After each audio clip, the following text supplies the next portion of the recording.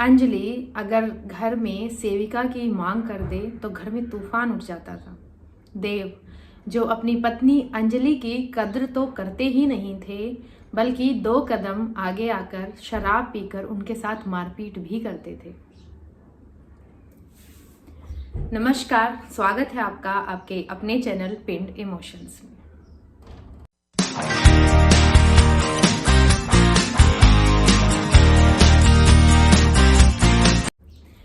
आप सभी को अंतर्राष्ट्रीय महिला दिवस की बहुत बहुत शुभकामनाएं। अंतर्राष्ट्रीय महिला दिवस अधूरा है जब तक कि महिलाएं पुरुषों को साथ लेकर और पुरुष महिलाओं को साथ लेकर ना चले।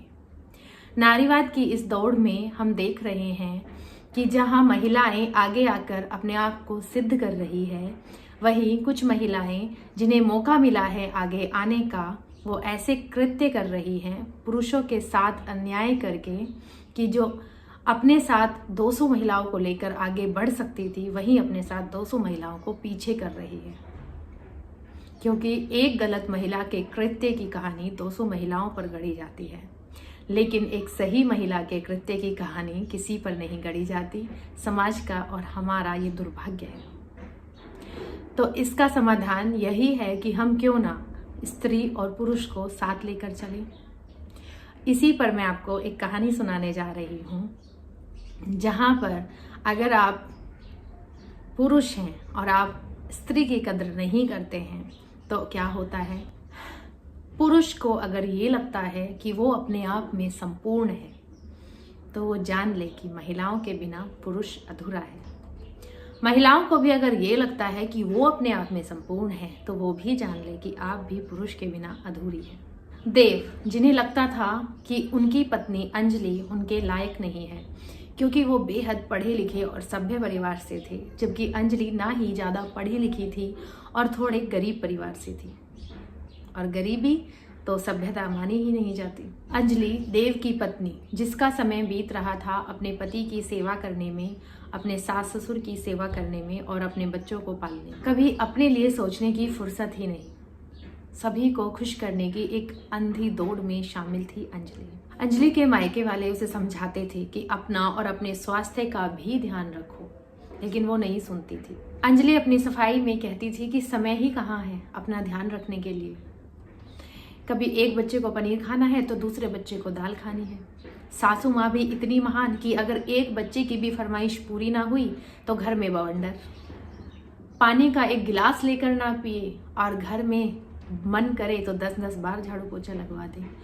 ये जो छोटी छोटी चीज़ें हैं ना, झाड़ू पोछा आपको लग रहा होगा क्या बकवास कर रही है, ये ना एक महिला के जीवन में बहुत मायने रखती है। अंजलि अगर गलती से सेविका की मांग कर दे तो घर में तूफान उठ जाता है, और अंजलि के पति देव जो पहले ही उसे अपने लायक नहीं समझते हैं, कद्र तो करते ही नहीं हैं, 2 कदम आगे आकर शराब पीकर मारपीट अलग से करते हैं। आपको लग रहा होगा कि ये किसी छोटे शहर या किसी छोटे कस्बे की कहानी है। जी नहीं, ये कहानी है भारत के सबसे बड़े शहर दिल्ली की।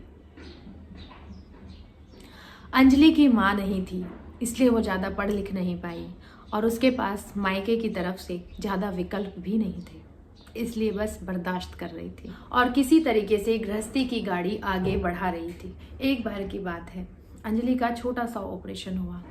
2 दिन के ऑपरेशन के बाद, 2 दिन हॉस्पिटल में रहने के बाद डॉक्टर ने उसको कहा कि 15 दिन तक बिस्तर से नहीं हिलना है, लेकिन अंजलि ने जिद की कि उसे घर जाना है, क्योंकि वो कभी घर से बाहर निकली ही नहीं थी, तो वो वहाँ पे असहज हो रही थी। घर पहुँच गई 2 दिन के अंदर। इधर देव को फिक्र हुई, पहली बार उसने अंजलि को असहाय देखा और उसे लगा पता नहीं क्यों, लेकिन उसके मन में एक अनहोनी का डर था, इसलिए वो अंजलि का बहुत ख्याल रख रहा था। अंजलि को घर लेकर आते ही देव खुद चाय बनाकर लाए। अंजलि ये देखकर हैरान थी। तब देव ने कहा कि पता नहीं क्यों बहुत डर लग रहा है, किसी अनहोनी का सोचकर मन बेचैन हो रहा है। आज तक मैंने तुम्हारे लिए ये डर महसूस नहीं किया। मुझे लगता है कि मैं तुम्हारे बिना अधूरा हूँ। प्लीज़ मुझे छोड़कर कभी मत जाना। अंजलि ने देव को तसल्ली देते हुए कहा, चिंता मत करो, तुम्हें छोड़कर कहीं नहीं जाऊंगी, तुम्हारे ही पास रहूंगी। देव ऑफिस के लिए निकल गए, अंजलि को बिस्तर से ना उठने की सलाह देकर। देव के जाते ही अंजलि उठ गई। मूर्ख थी। झाड़ू, पोछा, बर्तन, सासू माँ की चाय, बच्चों का खाना सब दिखा, केवल अपनी सेहत नहीं दिखी। सासू माँ ने फॉर्मेलिटी के लिए मना तो किया कि मत उठो, लेकिन जोर देकर नहीं कहा। खुद की बेटी होती तो। अंजलि ने सारा काम निपटाया और लेट गई। थोड़ी देर बाद जब सासू माँ अंजलि के कमरे में आई तो देखा खून में लथपथ पड़ी थी अंजलि। तुरंत ही देव को फोन किया। डॉक्टर के पास हॉस्पिटल लेकर गए तो डॉक्टर ने कहा इन्फेक्शन बहुत ज़्यादा बढ़ गया है और अब कुछ कह नहीं सकते। समझ में नहीं आ रहा कि ये कैसे हुआ। क्या अंजलि ने उठकर चलने की कोशिश की? डॉक्टर ने देव से पूछा। देव अंजलि की आदत को समझते थे, इसलिए चुप रहे। देव ने बहुत दुआएं की, बहुत मांगा भगवान से। आगे सिवा अंधकार के उन्हें कुछ दिखा नहीं। कहाँ एक छोटा सा ऑपरेशन था और कहाँ बात इतनी ज़्यादा बढ़ गई। हॉस्पिटल में दूसरे दिन अंजलि ने आंखें खोली, देव को देखा, अपने बच्चे को देखा और हमेशा के लिए सो गई।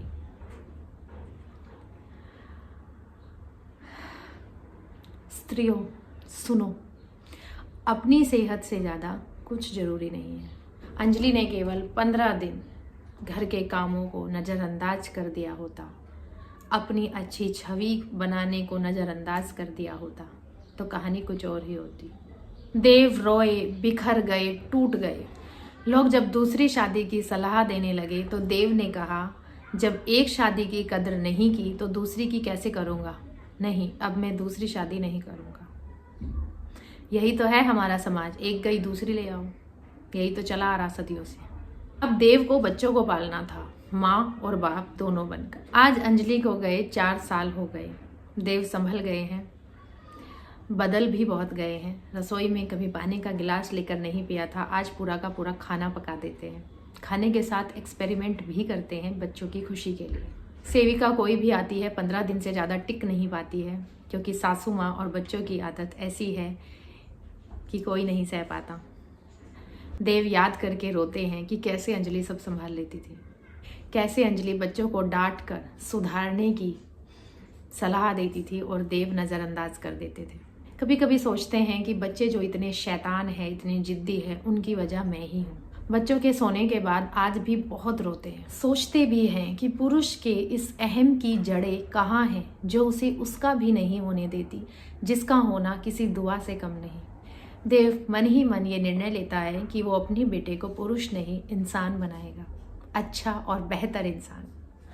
पुरुष और स्त्री दोनों ही एक दूसरे के बिना अधूरे हैं। हमारे समाज में सभी को लगता है स्त्री का क्या है, एक मर जाएगी दूसरी ले आएगा। लेकिन अगर पुरुष को कुछ हुआ तो स्त्री का कुछ नहीं होता, उसे कोई नहीं अपनाता। जीवन आसान है जब दोनों साथ हो। अंतर्राष्ट्रीय महिला दिवस पर मेरी आज सभी से यही अपील रहेगी कि आप स्त्री और पुरुष को, बेटी और बेटा को साथ लेकर चलें। किसी भी प्रकार का कोई भेदभाव दोनों में नहीं रखें। किसी के अंदर अहम ना पनपने दें। जो मैंने आज देव और अंजलि की कहानी सुनाई है वो हमारी और आपकी कहानी ना बन जाए। ये कहानी एकदम सच्ची है। देखती हूँ अपने सामने इसे रोज घटते हुए और देव को रोज तिल तिल कर मरते हुए। अंजलि तो चली गई। आज की इस सच्ची कहानी से आपको प्रेरणा मिली होगी। इसी उम्मीद के साथ आज का व्लॉग करती हूँ समाप्त। मिलते हैं फिर किसी दिन किसी और इमोशन के साथ। तब तक के लिए बहुत बहुत धन्यवाद।